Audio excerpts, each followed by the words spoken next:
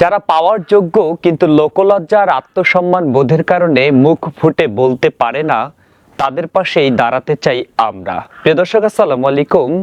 প্রাণ থেকে প্রাণে ছড়িয়ে পড়ুক ভালোবাসা, এই প্রতিপাদ্যকে সামনে রেখেই প্রতিষ্ঠিত একটি অরাজনৈতিক সামাজিক প্রতিষ্ঠান প্রচেষ্টা, যে প্রতিষ্ঠানটি 2025 সালে প্রতিষ্ঠিত হয়ে 2 শতাধিক মানুষের মাঝে শীতবস্ত্র কম্বল বিতরণ করে। আয়োজিত এই কম্বল বিতরণ অনুষ্ঠানে প্রধান অতিথি হিসেবে উপস্থিত ছিলেন জনাবা মোসাম্মদ কোহিনুর বেগম, অবসরপ্রাপ্ত FWV।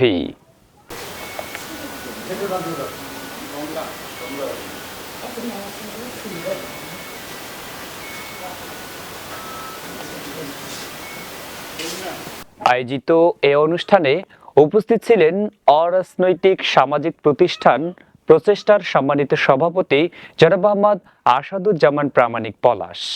এটা কিন্তু আমরা একাই শুরু, আমরা কিন্তু করিনি। আমরা এখানে কয়েকজন আছি এবং আরো পিছনে আমাদের আরো অনেকজন আছে, কারণ আপনারা জানেন একার পক্ষে এটা সম্ভব না। আমাদের আরো প্রচেষ্টার সদস্যরা আছে, তারাও আমাদের সহযোগিতা করেছে। এই জন্য আমরা জাস্ট ক্ষুদ্র আমাদের কি এটা দিয়ে কিন্তু আমাদের কি বললো আমাদের কেশিয়ার সাহেব কিন্তু আমাদের বললো যে এটা দিয়ে আমাদের শীত আমাদের যাবে না। তবু আমাদের একটা প্রচেষ্টা, আমাদের চেষ্টা যে আমরা আপনাদের জন্য আমরা কিছু একটা করতেছি। উপস্থিত ছিলেন সামাজিক প্রতিষ্ঠান প্রচেষ্টার সম্মানিত সেক্রেটারি জনাব মোহাম্মদ রইসুল ইসলাম। যারা সমাজে অবহেলিত, অনেক কষ্টে আছে, সাহায্য পাওয়ার অধিকার আছে, কিন্তু সাহায্য চাওয়ার মতো তাদের মন মানসিকতা নেই, লোক নেই। আমরা চেষ্টা করেছি যে এরকম একটা প্রতিষ্ঠান করতে চাই, যে প্রতিষ্ঠানের মাধ্যমে সমাজে যারা গরিব অসহায় তাদের পাশে দাঁড়ানো যায় কিনা। আর উপস্থিত ছিলেন প্রতিষ্ঠানটির কেশিয়ার জনাব মোহাম্মদ বেলাল হোসেন।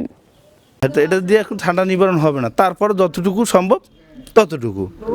হ্যাঁ, আপনারা দোয়া করবেন। আয়োজিত এ কম্বল বিতরণ অনুষ্ঠানে উপস্থিত ছিলেন সহকারী সেক্রেটারি মোহাম্মদ আলী। আর উপস্থিত ছিলেন প্রচেষ্টা প্রতিষ্ঠানটির সম্মানিত উপদেষ্টা হরিপদ রায় প্রীতম। এটা যে দামেরই হোক সেটা আপনারা গ্রহণ করবেন এবং আমাদের জন্য দোয়া করবেন, এটাই আর কি। আসুন পাশে দাঁড়াই সেই সমস্ত মানুষদের যারা না খেয়ে থাকলেও লোকলজ্জার আত্মসম্মান বোধের কারণে মুখ ফুটে বলতে পারে না। এতক্ষণ পর্যন্ত সাথে থাকার জন্য ধন্যবাদ। পরবর্তী আপডেট পেতে অবশ্যই আমাদের বুলেট টিভি ফেসবুক পেজটিতে ফলো দিয়ে ইউটিউব চ্যানেল সাবস্ক্রাইব করুন। সবার সুস্বাস্থ্য কামনা করে শেষ করছে আজকের মতোই। আল্লাহ হাফেজ।